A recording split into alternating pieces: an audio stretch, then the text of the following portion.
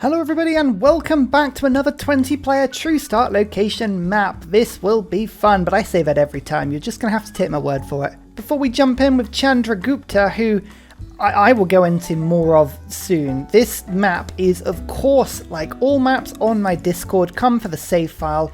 You can join in and literally copy and paste it onto your computer and play along with me. To those who can't because they're on console or because the Control-C, Control-V command is a very complicated and confusing sequence of things, which I totally get, here are the details. It doesn't say that we have a map at the moment, but that's because this is a True Start huge Earth map, the one that comes with the game, so this isn't a modded map, this is the one. It's 20 civilizations, 24 city-states.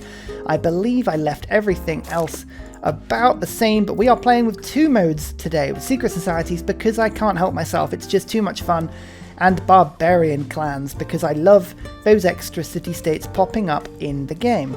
I've mentioned before, but I upgraded my computer a couple of months ago, and one of the annoying consequences of that is I had a save file somewhere where I was building a massive city with Chandragupta. I cannot find that save file anywhere. I'm still hunting for it. I'm hoping to find it, but we kind of dabbled with him before. I need to finish a game with him because I've got 2 civs currently on my Hall of Fame that I haven't finished, and this is one of them, hence why this game is happening. You may notice that I've been doing a vote sequence on the Aztecs. I will be playing that game next. I'm just still doing the votes on that one, so I'm just letting it all decide through. So I thought, hey, another game in the meantime. India generally is overlooked by most people as the amazing civ that it is. India is S tier, even before we get to Chandragupta or Gandhi's abilities. Dharma is probably the strongest ability in the game, and it's difficult to see why at first, but receives follower belief bonuses in a city from each religion that has at least 1 follower. That is crazy strong on huge maps. It means if there are 7 religions on a map and I have 1 follower from each religion in my city, I have all 7 follower beliefs. That means that I could have feed the world, work ethic, choral music, Jesuit education, and 3 others all in the same city at the same time. And on top of that, I gain an amenity for every religion with at least 1 follower in the city. That means cities can have up to +7 amenities in them. India are so good, but you have to play the religious game. If you don't play the religious game, you won't like them. But if you do, these guys are the best. On top of that as well, I can declare a war of territorial expansion after gaining the military training civic, which I always forget where that is. It's this one where the statue of Zeus is, not this one where flanking is. Okay, it's weird. I don't know why it's up there, but there you go. +2 movement and +5 combat strength for first 10 turns after declaring a war of territorial expansion. You just need to get used to denouncing people. If you're like me and you like surprise wars, not so good. You've got Varus, you've got Stepwells, you've got all kinds of fun things, but you also have, on the True Start Earth map, the even better, just amazing thing, which is, of course, India starts right next to Mount Everest. There it is. I already have 3 era score. I already have this silk tile, which, just hint, I'm going to be settling on to get that extra culture in immediately. You've got 4 yield tiles here, here, here, here, here, there, and then you've also got the Everest tiles that has a huge chunk of faith on them as well. You have a city-state. I've already found the Hermetic Order and the Owls of Minerva because of that city-state, and the Mount Everest.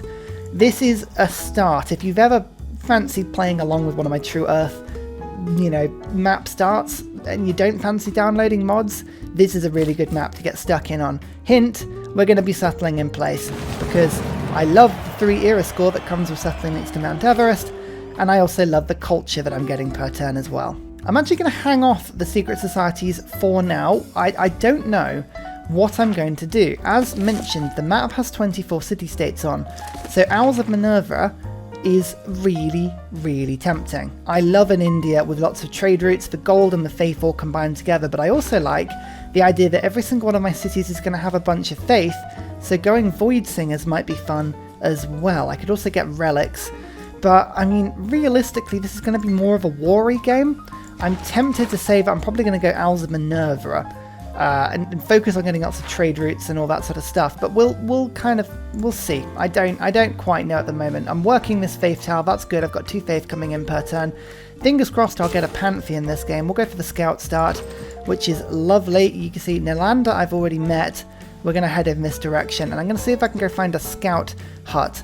And yes, we are going to rush through astrology, but not before I get mining. I think mining's got to be the first one I pick up here, because it's going to be, I mean, I know this tile's amazing, but if we think about it, Mount Everest gives +2 a yield adjacency for holy sites.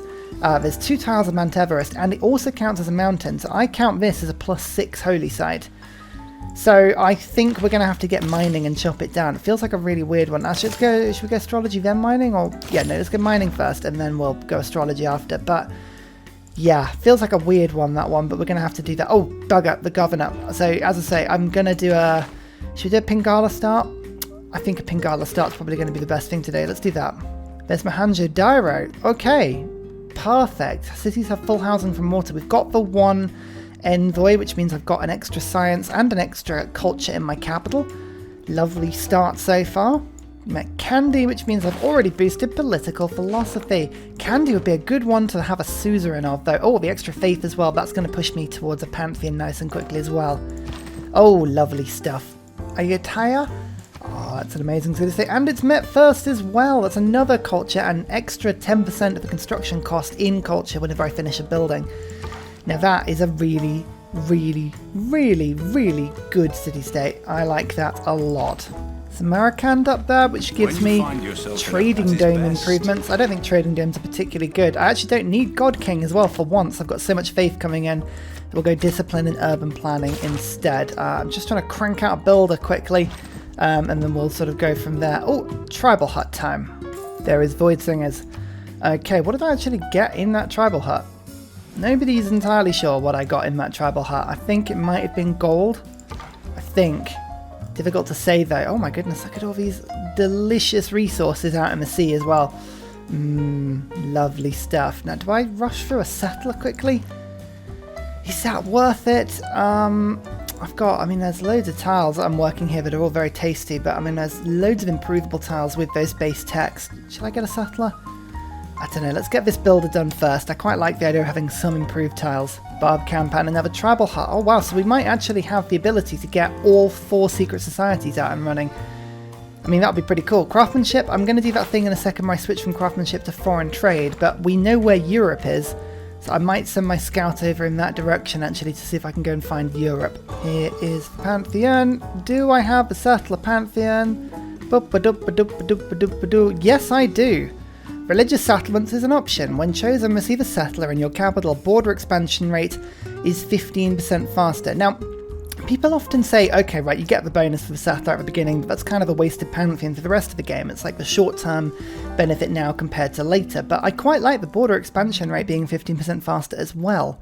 That is quite useful. The other things that would work quite well as well is breathtaking appeal, gives you +1 faith. I've got obviously Mount Everest there, which would give me a little bit more faith, but it's not the biggest bonus. I could go for desert folklore in the idea that I'm going to be putting holy sites down in the desert up there, but that wouldn't help me now. Equally, river goddess, 2 amenities and 2 housing for cities if they have a holy site district next to a river.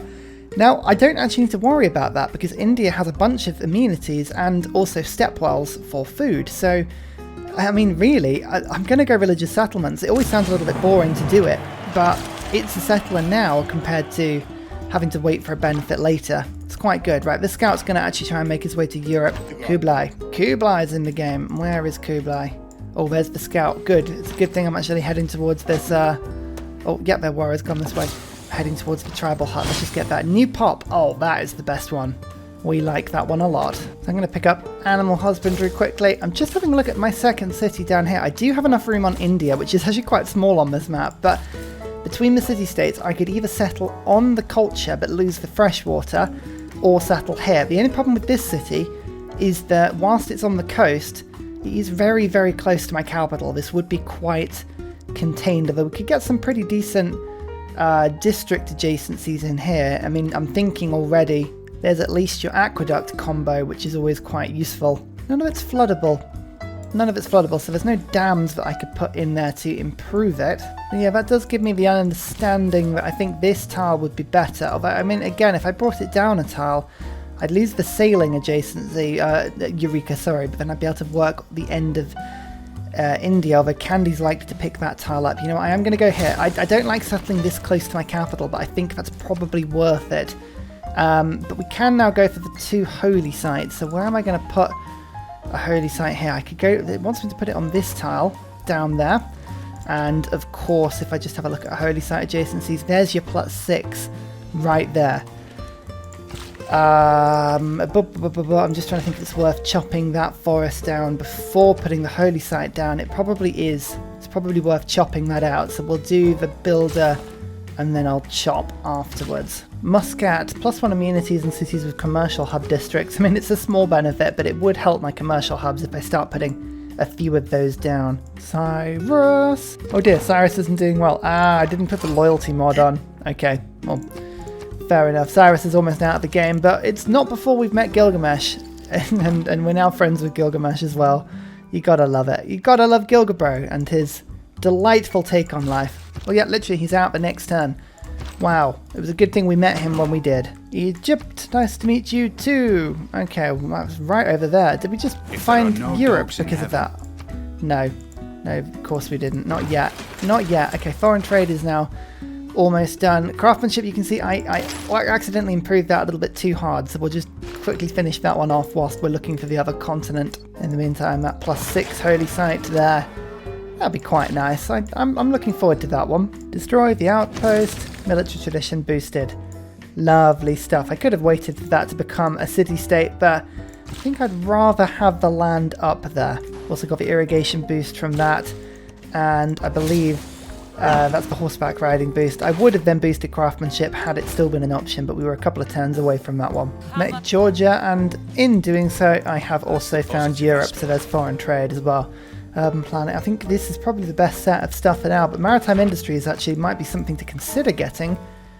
So I will. Maritime industries. I'd quite like to get a couple of sailing boats pretty soon. Actually, one thing I'm thinking of is I just found this natural wonder, and I do have candy. So I could get relics every time I find them if I'm suzerain with them. Is it worth just waiting on my exploring a little bit until I have met until I've stuck Amani in Candy? It might not be a bad move, actually.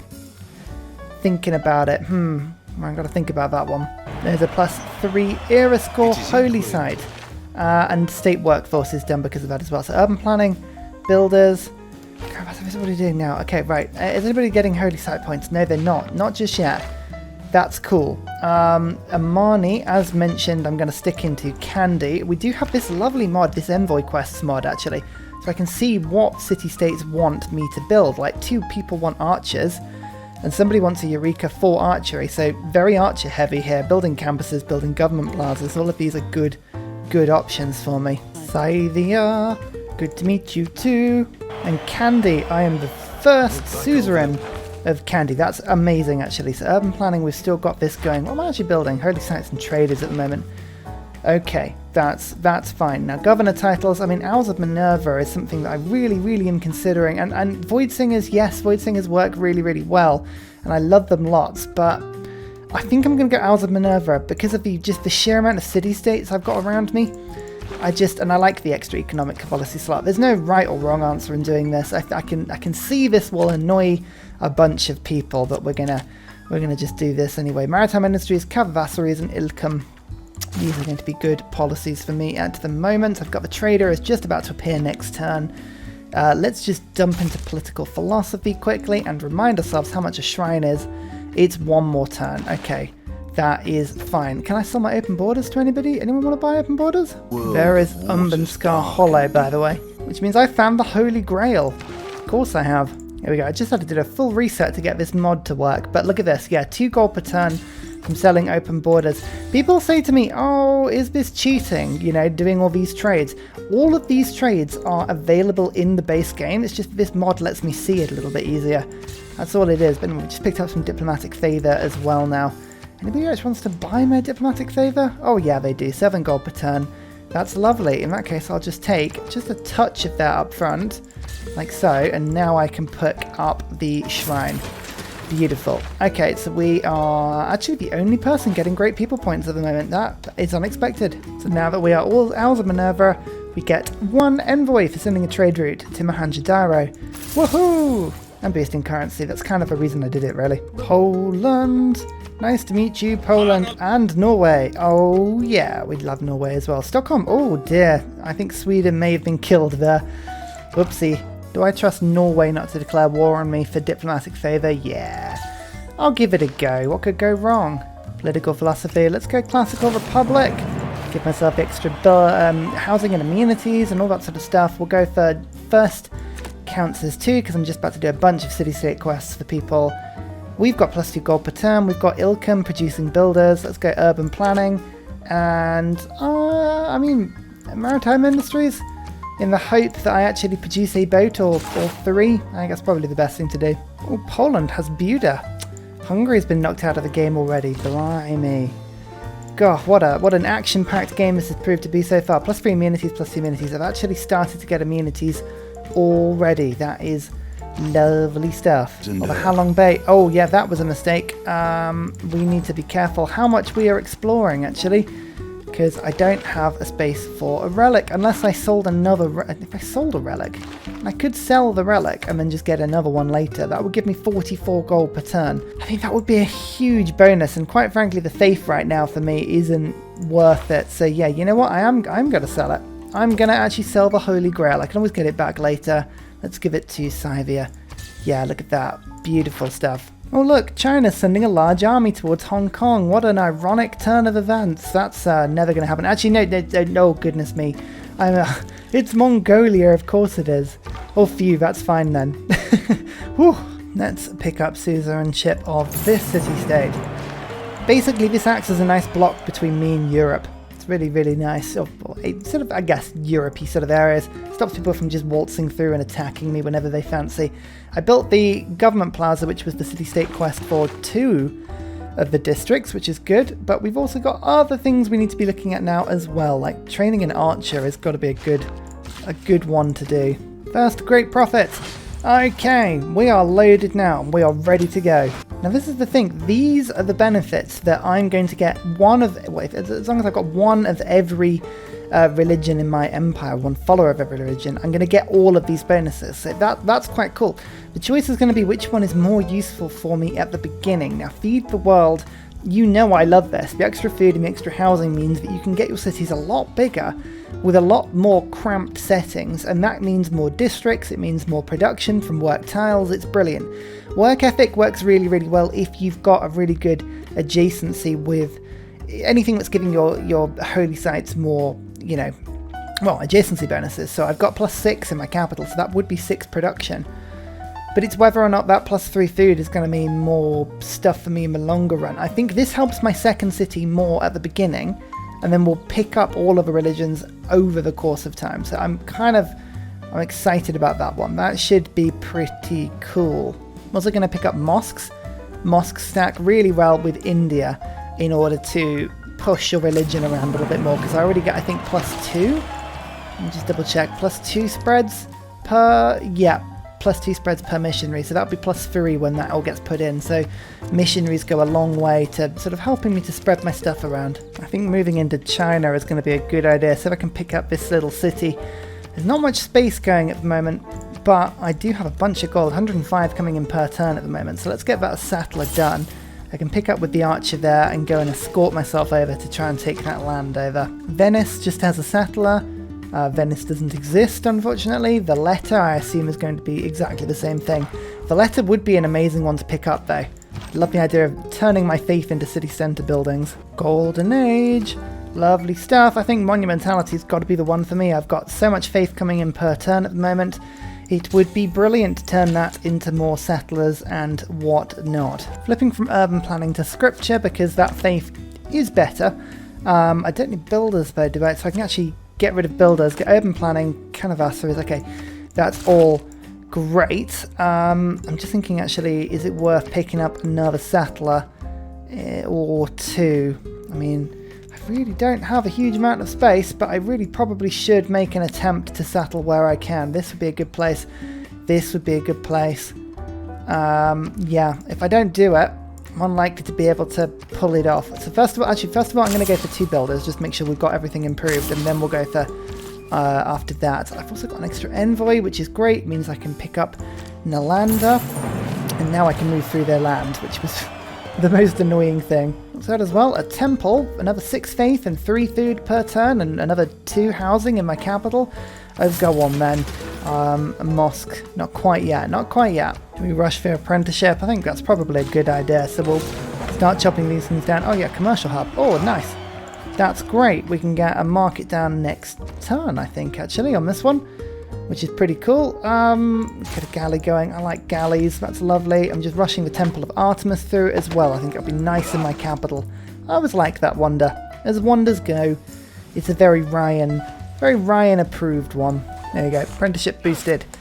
Nice. Oh, someone built it right at the end. Boo. Oh, that's annoying. Never mind. Oh, of course. John Curtin with 87 science per turn. Lovely to meet you, Curtin. Oh, dear. Have you ever seen Australia? Oh, that's my scout dying. Australia not in a game where they're just absolutely dominating it. Although, okay. It looks like Indonesia may be settleable. That's nice considering, well, my opportunity here just vanished, seeing as they cut me off literally the turn I was about to appear. That's annoying. Never mind, but we'll go into the sea instead. Okay, sending to this city-state. That'll give me another envoy there. I could really do with this one. That'd be lovely. Oh, Valletta, actually. Oh, I'd love Valletta. Is Valletta actually settled? Woolen's there. I feel like Valletta isn't actually settled into the game, so it's going to be a bit precarious, but I would quite like to be able to, as I say, use my faith to purchasing things with them. That would be swell. Have I really not got bronze working yet? That's tragic. Okay. Bronze working, then apprenticeship. It's Spain. Ooh, lovely to meet you, Spain. Very lovely to meet you. I'm on 11 techs, Australia's on 14. You know what? Australia's only on 3 techs more than me at the moment. I don't know how we've managed that, but that's pretty impressive. Oh, Japan is 3 as well. Oh, that's cool. Okay, so there may actually be hope for me. There may be hope for me, yeah. Second trade route over to that city-state, and bang, it's mine. As well as, let's get Valletta in quickly and hope they've settled. Yeah, I have a Sahara. Oh, that is a chain, right? So we've become first suzerain. We've gained a relic, and have they actually settled? I really hoped they had settled, but I don't think they had. Valletta. No, they're over here. That's a shame. Okay, none of the city-states seem to have actually settled in this game, but that's fine. We'll just have to deal with those later. But we have a brief glimpse of time where we can actually buy things in with faith. So let's have a quick look. Mosques. And a granary for 130 faith. You know what? I'm going to do it. Hey, another 41 gold per turn deal for some sandals. So I don't need to particularly keep these relics on side. I'm going to sell them both to Spain. That's nice. That's a really good pickup. I'll go pick them up eventually. I'll get them back. Don't you worry. Oh, that'll give me a heavy cavalry unit, which I believe is my elephant. That'll be quite nice. There's bronze working. There goes the rainforest. Lovely stuff. Patna's growing nicely.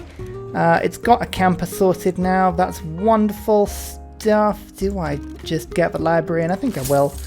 Oh, 27 science per turn now. Nice. That's a bit of a step up, isn't it? This is a terrible city. It really is, but hey, it's fine. I got a Varu. 40 strength. Beautiful stuff. Okay, you know what? Mongolia, I think, is probably the easiest target for me here, but maybe pushing into Europe would be a good thing as well. I don't know. We haven't decided yet. Oh man, I've just realised my industrial zone can't work there because of iron that's appeared. Boo! Oh, that's annoying. Okay, right. Well, we'll have to think about getting rid of that one soon. Oh, that's really annoying. It was a perfect combination there.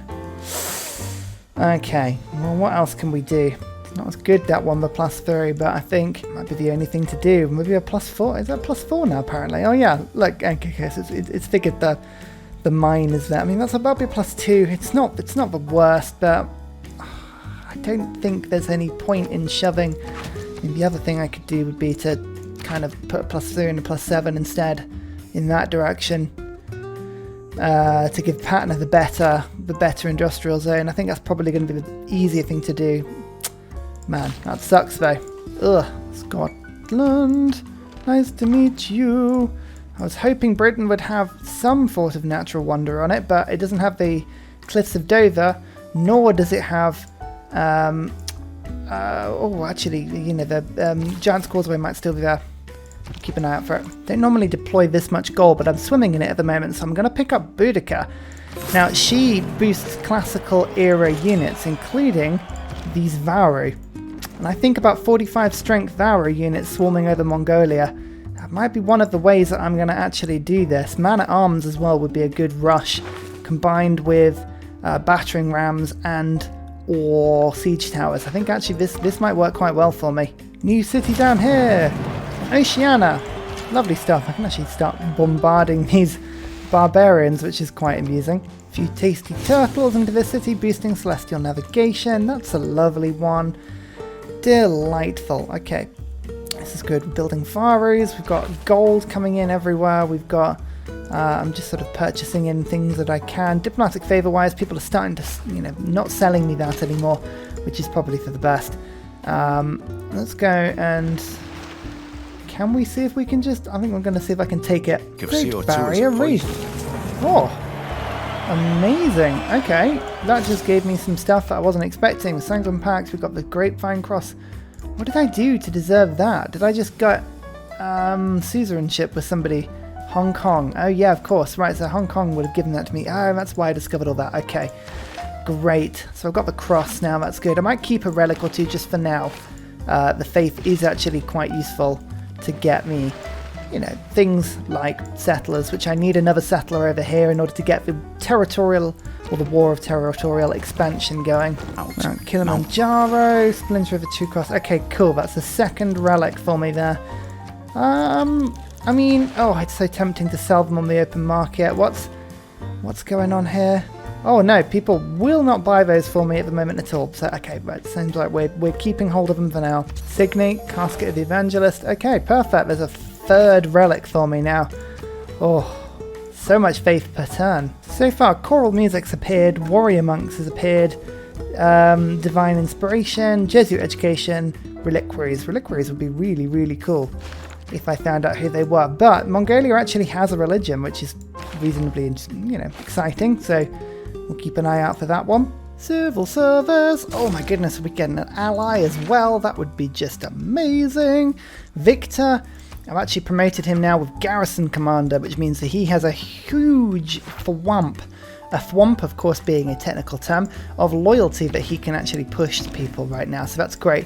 I'm avoiding going down this little pass because there's a Nalandan warrior that's getting in the way. So my Varus are actually just sort of skipping along here. I've got my man-at-arms just very slowly making his way over. I think the army's looking pretty good. I've also got a missionary. I'm just trying to convert Nalanda because then I'll get another envoy with them, which puts me to 4, which knocks Kublai off. And then hopefully one of my trade routes, will renew in 12 turns, so I'll be able to pick it up after that point. For you, lots of things to think about, eh? But we're doing all right. I do like the idea of this war. This war is going to be great. Try this again. Bump. Okay. Right, Nalanda is no longer a suzerain. Okay, that's good, that's good. Is there any other envoy we can pick up quickly? Civil service is really useful, but I kind of want the envoy here. I mean, maybe naval tradition actually can do that quicker. I don't know. Who knows? It's all good. Engineering is completed. Let's get the aqueducts in quickly. Oh, the reduction at the moment in these cities is taking a bit of a tanking, just because I'm waiting to get all these things in. But as soon as these industrial zones are done, I think these cities are going to have some amazing adjacencies. Looking forward to that a lot. Civil service. Okay, right. Who doesn't like Kublai? Georgia. Georgia, that's an intriguing one. Scythia as well. And Australia. Okay, none of these people actually are capable of being my ally is the only problem, unless I really try hard. Georgia could be. We do the works. Send okay, she doesn't want my delegation, but I think I've given her open borders already. I have. Let me just double check what's going on here. Unknown reason. Okay.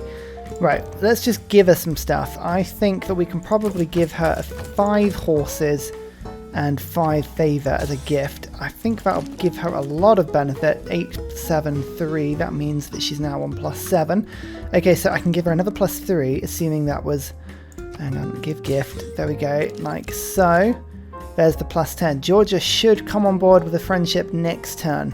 Oh, perfect. Friendship. Okay, friendship with Georgia, but that's not going to work well. I can make an alliance with Curtin. Okay, military alliance done. Great. So now the question is, can I get Curtin to declare war? Oh, yeah, we can. Okay, Curtin's up for war, and he will give me money to go to war. It's also a territorial war as well. So I think I get my bonuses by doing it this way. Just double check if I got the extra movement of declaring a territorial war. You know what, I don't.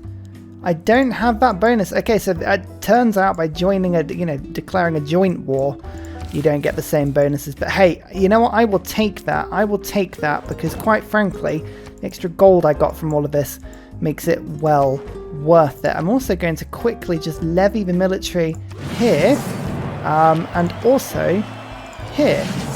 So now I have a bunch of units.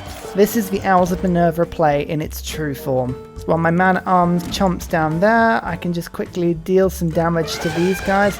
Make sure that my great general's in the right place. So far so good. Oh, they're attacking everywhere, but they're mostly attacking the swordsman that I've just levied and that warrior. That warrior is not the person you need to be worried about, my friend. Oh no, it has given me the movement. I'm on +5. Okay, good. Right, so that, the intel, +5 intel on opponent's movements. That's what that bonus is. Okay, right. I was worried it hadn't gone through properly, but it has. I was just fearing the worst. That city is almost dead now, which is wonderful. Let's just pull you back, move you forward. We are just advancing on all fronts now. Look at all these units just swarm with my extra movement. This battering ram is important. Can't let that die because these cities need a good battering. But if I settle here, there we go. Not only have we settled right underneath a wonder, I can still got the holy site up there. But this is a forward point in which I can purchase more man-at-arms if I need to, just push the advantage a little bit further. And finally, a very special shout out goes to Scott Stratton, Major King Kong, Matthew Wilkinson, Salty Tech, The Broccoli, Midnight Oil and Truffadaskby for all of your support on Patreon. Thank you everybody for all of your support generally. It is brilliant. See you in my next video.